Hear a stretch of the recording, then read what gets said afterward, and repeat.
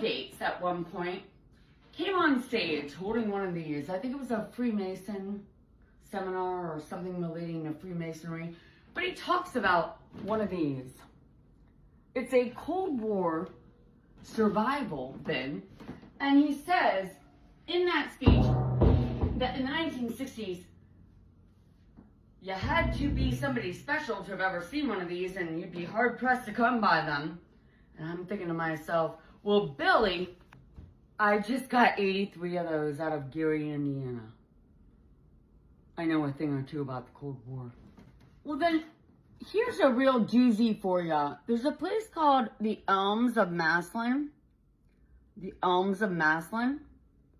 Elms of Maslin. It's an old Masonic golf course. Yep.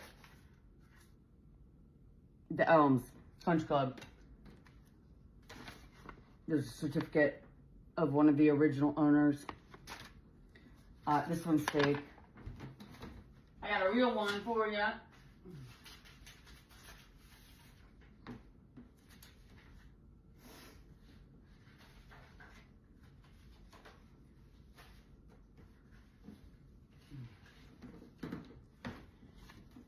Well, here's a real doozy for you.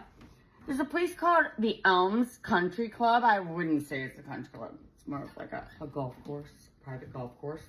It's a private golf course. They changed the name multiple times to Maslin Country Club. The Maslin Club Inc. Well, I happened to go there for the first time since 1981. My grandpa took me there all the time. There's his certificate, his grandpa's certificate. Somebody added junior to the end right there. Had it authenticated. It's been manipulated. But anyways, I happen to go there and I walk right in because I've been there as a little girl. And I go to exactly where I used to get my assignments. We would go there and we'd learn things about American history. And guess what was in the little cubby where you would get your assignments upstairs? I mean, that home reminds me so much of the home that I'm in. My house is 1900, but that home is 18 something. But yeah, there's all these original photos of Princess Diana. Princess Diana, see her? I mean, she is only 18 in these photos. These are all original photos of Princess Diana visiting the Elms. Look at that. I mean, there she is. There she is. What a lovely lady, right? What a lovely lady. What day was she there? She was there on 7/7/1981. 7/7/1981, you can look it up. Princess Diana on her way to the altar with Mr. King Charles.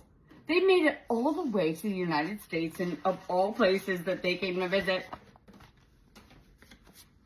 What's here? My family's farm cemetery. Yep. They made it there. Isn't that neat? Isn't that neat? Isn't that neat? Well, what else was in there was a few of the chemical bank documents that showed they'd been manipulating and consolidating mineral rights on behalf of British oil illegally. I mean, this is kind of like the Ohio gang. Ever hear of President Harding? Yeah, when President Harding was found guilty of liquidating U.S. mineral rights for foreign adversaries, we didn't fuck around. Dead. I don't know, was it a stroke or was it a heart attack? Who cares?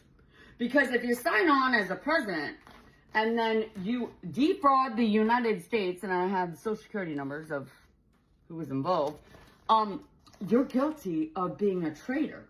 So I'm going to state this, is that as of 1997, this kicked in high gear.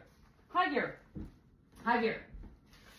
For the record, here is a Belton and Blake fake consolidation of mineral rights. What are they stealing? They're stealing oil, gas, and coal from U.S. goddamn farmers. And then, why does it matter that I care?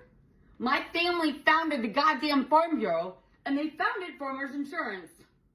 And they've been attacking us in an effort to take over the United States since 1999, technically. I mean, Jeffrey Epstein's power of attorney is recorded the week that JFK Jr. died.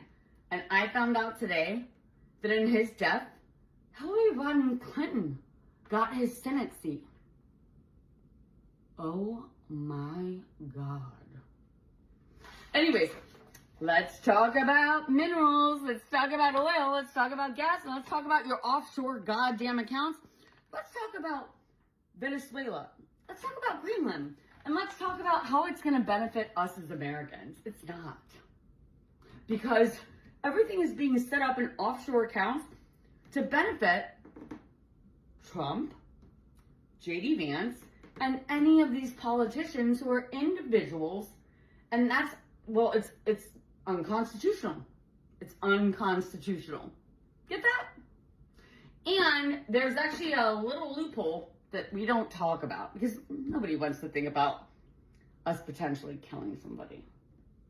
But in the event that millions and millions and millions of Americans are about to be killed, or that, George Bush and Dick Cheney agreed to attack the United States and kill 3,000 people as a false flag, maybe it's time we look at that loophole and reenact it.